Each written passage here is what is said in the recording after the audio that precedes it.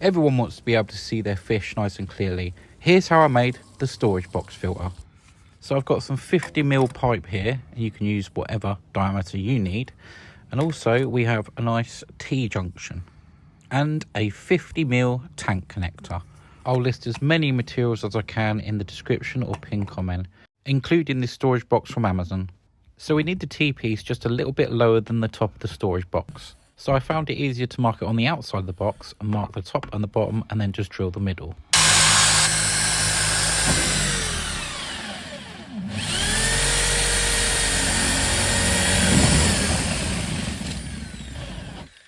There we go. I'd recommend testing these hole cutters on a bit of wood first to make sure you've got the right size. And we'll just sandpaper off these rough edges here.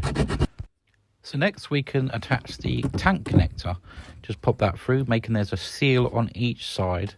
And then just do this up nice and tight.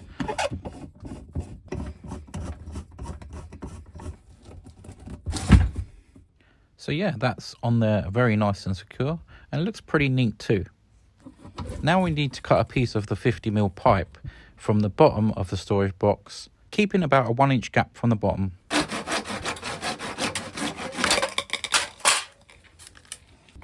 Now I've made this bit to pass all the way through to the top, and my idea is to cut a hole right in the middle just there.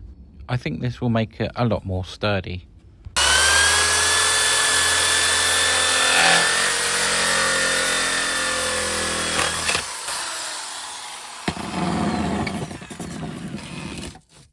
So there we are, another hole made, and we'll just sandpaper off them rough edges again. There we go, fits perfectly. I decided to add a bit of Plumbers tape just to really make that secure in there. Give it a good push, and that should make this a little bit extra sturdy. Now you just need to cut yourself a small bit of pipe from the T-piece to the tank connector. It's worth bearing in mind that the pipework inside the filter doesn't really have to be watertight. Obviously, as long as the tank connector is not leaking, then it's all good. The T-piece isn't that important. Now here's the bit all fitted together, and you can see there's about a 1 inch clearance from the bottom. This is where the water will travel up and then out of the tank connector. And this part will act as an overflow if the bottom of the pipe is blocked, as long as you've got that a little bit lower than the top of the box there. So this is the hole for the water pump pipe to come into. You can have this coming in the back of the box or the front. In my case, I'm choosing the front because it's easier. So I'm going to cut myself a bit of pipe to go down into that bit there.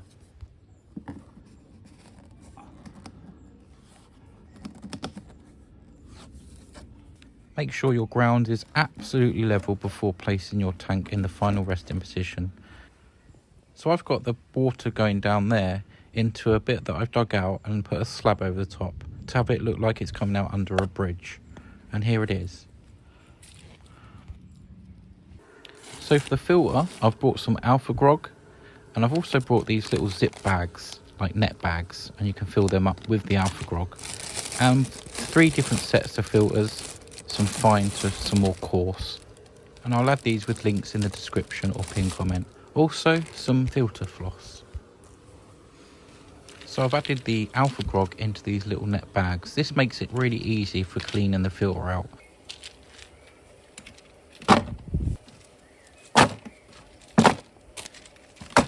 So this was 2 kilograms of Alfagrog, and that fitted nicely in 5 bags.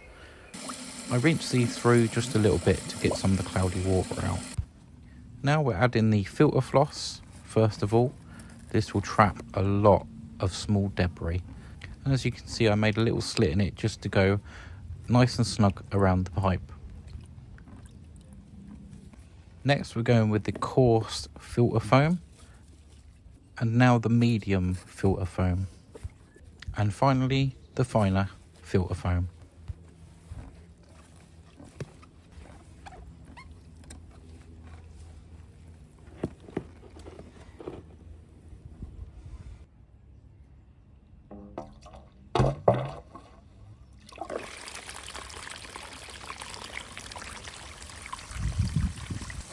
You really can see how dirty the pond water is.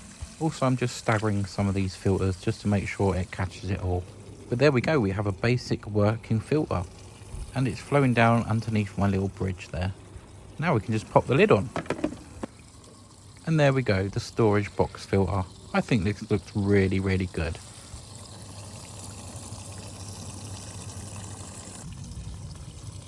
So there's a really good flow on this, and of course you can adjust your flow in the filter box so it doesn't overflow. Here is the pond now, and let the filter run for a good week and see what it looks like. Well, it's been just over a week and I absolutely can't believe how clear this has got. It's so nice to be able to see the fish. After all, that's what we really want to do, is see the fish in our pond. I'm super happy with this, and I hope you've enjoyed the video enough to leave a comment, like and share. I don't do very many DIY videos as I'm an artist, as you can see from my other videos on the channel. If you want to have a look at my website, it's just here. Thanks for watching, see you soon.